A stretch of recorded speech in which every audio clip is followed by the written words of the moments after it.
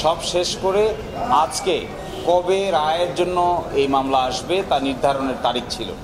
আজকে মাননীয় আদালত সব কিছু বিবেচনা করে 17ই ডিসেম্বর 2024 এই মামলার সংক্ষিপ্ত রায় ঘোষণা করবেন মর্মে আজকে আদেশ দিয়েছেন এবং ওই দিন আমরা সবাই থাকব।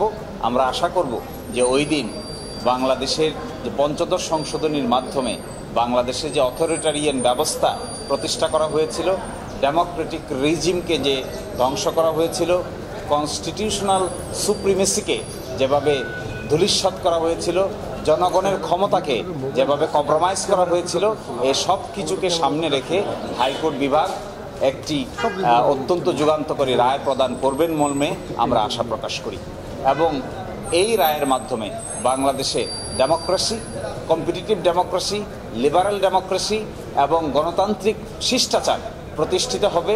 কম্পিটিশনের মাধ্যমে দেশের রাষ্ট্র ব্যবস্থা, সরকার ব্যবস্থা পরিবর্তনের পথ সুগম হবে এবং কেয়ারটেকার গভর্নমেন্টের যে বিধান বাতিল করে দেওয়া হয়েছিল, কেয়ারটেকার গভর্নমেন্টের বিধানও পুনরায় আসবে, এটাই আমরা প্রত্যাশা করি।